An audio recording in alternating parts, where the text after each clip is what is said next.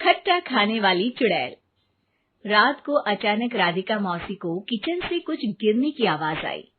उन्होंने बाहर निकल के देखा तो किचन में उन्हें कोई सफेद साड़ी में दिखा। वो चीख पड़ी, हे भगवान, आलतू जलालतू आई भला को टालतू, आलतू जलालतू आई भला को टालतू। राधिका मौसी को चीखते सुनकर श्रवण बाहर आता है भागते हुए। अरे माँ, क्या हुआ? क्या देख लिया? दादी माँ आ गई क्या सपने में? अरे बेटा, रसोड़े में देख तो कौन है? श्रवण रसोड़े में झांक कर देखता है और उसे कोई नहीं दिखता अंदर। अब रसोड़े में तो कोई नहीं है माँ। कोई सफेद साड़ी में नहीं है क्या? नहीं माँ, कोई भी नहीं है। चिल्लम चिल्ली की आवाज सुनकर काजल भी वहां आ जाती है। अब क्या हो गया माँ जी? अरे बेटा, रसोड़े में एक चुड़ैल थी सफेद साड़ी में। अरे क्या कर रही थी वो अंदर? अरे बताया नहीं, कल आएगी ना तो पूछ लूंगी। चुड़ैल जी, आपका क्या प्लान है? माँ जी, रात बहुत हो गई है, आपने कोई बुरा सपना देखा होगा, चलिए सो जाइए। राधिका मौसी सोने तो चली जाती है, पर उनको रात भर नींद ही नहीं आती। वो कुछ भी उलझुल बातें सोचने लगती है। कहीं चुड़ैल की वजह से तो घर में टेंशन नहीं हो रहा, कहीं उसी की वजह से तो वो दादी नहीं बन पा रही। सुबह जब राधिका मौसी रसोड़े में छानबीन करती है तो पाती है कि नींबू का अचार गायब है। चुड़ैल नींबू का अचार ले गई, मुझे तो ठीक नहीं लग रहा कुछ। चुड़ैल को भी पता है कि जिंदगी का असली मजा तो खट्टे में ही है। राधिका मौसी झट से श्रवण को फोन कर देती है। बेटा, मुझे समस्या समझ में आ गई है, हमें एक तांत्रिक की जरूरत है। अरे क्या बोल रही हो माँ, तांत्रिक की क्या जरूरत है? आप पूजा पाठ तो कर ही रही हो ना। आलतू जलालतू मंत्र सारे फालतू जैसे कुछ मंत्र पढ़ो, चली जाएगी अपने आप चुड़ैल। अरे नहीं बेटा, कभी चुड़ैल को कम नहीं समझते। अरे तुझे पता भी नहीं चलेगा कि कभी वो छल करके काजल की जगह घर की बहू खुद बन जाएगी। क्या माँ, कुछ भी बोल रही हो? कहाँ काजल और कहाँ चुड़ैल? वैसे एक बात बताओ, काजल को अगर गाने के लिए बोल देना तो चुड़ैल काजल की आवाज सुनकर घर तो क्या, धरती लोग छोड़कर चली जाएगी। तुम ना पढ़े लिखे बच्चे हर चीज को मजाक समझते हो। तुम रहने दो, मैं खुद ही तांत्रिक को बुला लेती हूँ। अच्छा सुन, शाम को इमली लेके आना। क्या है कि चटनी खाए बहुत दिन हो गए है ना? नहीं माँ, इमली तांत्रिक से ही मंगवा लो ना, आटा वगैरह भी उसी से पिसवा लेना। देखो मुझे काम करना है। श्रवण रात को कई तरह की सब्जियों के साथ माँ के कहने पे चटनी के लिए इमली भी ले आया था, लेकिन राधिका मौसी के दिमाग में अलग ही फिल्म चल रही थी। उन्हें अब सिर्फ शक ही नहीं यकीन होने लगा था कि शायद चुड़ैल ने श्रवण पर अपना जाल बिछा दिया था, जिस वजह से श्रवण उनकी बात ही नहीं मान रहा था। पर कोई नहीं, आने वाली रात में राधिका मौसी खुद तैयार हो गई चुड़ैल को पकड़ने के लिए। रुद्राक्ष की माला, तुलसी का पत्ता, हनुमान चालीसा सब हाथ के पास ही था, बस चुड़ैल का इंतजार था। और जैसा राधिका मौसी ने सोचा था वैसा ही हुआ।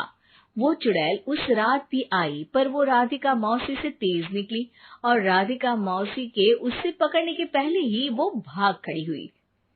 जरूर बहू पे साया है उस चुड़ैल का, तभी तो श्रवण के कमरे में गई है। और अगली सुबह राधिका मौसी पिछली रात हुए हमले में किन चीजों का नुकसान हुआ उसका हिसाब लगा रही थी। उनके खेमे से एक आम के अचार की शीशी भी गायब हो चुकी थी और वो इमली भी जो कल श्रवण लेकर आया था। राधिका मौसी इस बारे में सोच ही रही थी कि श्रवण जल्दी से रसोड़े में आकर दवाइयों की पोटली ढूंढने लगता है। अरे बेटा, क्या हो गया? अब माँ, वो काजल की तबीयत खराब है, बहुत घबराहट हो रही है उसे। हे भगवान, मैंने पहले ही कहा था कि तांत्रिक को बुला लेते हैं, पर नहीं। अब देखो, उस चुड़ैल ने काजल को अपने वश में करना शुरू भी कर दिया है। हालांकि श्रवण भूतों में विश्वास नहीं करता था, पर अब वो भी डर जाता है और राजी हो जाता है एक तांत्रिक को बुलाने के लिए। कुछ ही घंटों में तांत्रिक आ जाते हैं और राधिका मौसी तांत्रिक जी को सब बता देती है। घोर संकट, घनघोर संकट, चुड़ैल को मारू जोर चाकट, ओम भट स्वाहा खटखा के आहा। अरे ये क्या मंत्र है? मेरे खुद के ओरिजिनल मंत्र है, कल रात को ही लिखे हैं, अच्छे लगे तो दाद चाहूंगा। एक और मंत्र सुनो। अर्ज किया है आब्राकडाब्रा, दिल्ली बम्बई आगरा, चंदा मामा सोवरले सुरन मामू जारा। ये मंत्र है? अरे कोई 40 वालीसा पढ़ो ना। वक्त कम है, 40 नहीं पड़ेंगे, 20-25 में काम चलाना पड़ेगा। अलग निरंजन जाके लंदन, मुफ्त का मंजान घिस मेरे नंदन। अरे जल्दी करो तांत्रिक जी, जल्दी करो। तांत्रिक अपने उल झलूल मंत्र पढ़ने लगता है। श्रवण को तांत्रिक पे शक होता है। वो अपने एक डॉक्टर दोस्त को कॉल कर देता है ताकि कोई अनहोनी हो तो इमरजेंसी में चीजें मैनेज हो जाए। तांत्रिक धुनी रमाता है, जिसकी वजह से कमरे में काफी धुआं हो जाता है और जिसकी वजह से बहू की घबराहट बढ़ जाती है। अब भागेगी चुड़ैल। हाँ। बहू खांसते हुए धुएं से बचने के लिए बाहर चली जाती है। अरे भाग रही है, भाग रही है। पीछे पीछे श्रवण भी जाता है। बहू एक सोफे पर बैठ जाती है। तभी डॉक्टर दोस्त आ जाते हैं और श्रवण को पानी लाने के लिए कहते हैं। थोड़े चेकअप के बाद डॉक्टर कहते हैं, मेरे हिसाब से जाप का काम पूरा हो गया है। क्या मतलब? अरे कुछ भी नहीं माँ, कोई चुड़ैल नहीं है, खुशखबरी है, अब दादी बनने वाली है। मगर वो सब अचार के डब्बे। श्रवण दोनों अचार के डब्बे अपनी माँ को दिखाता है, जो कि उनके बिस्तर के नीचे छुपे हुए थे।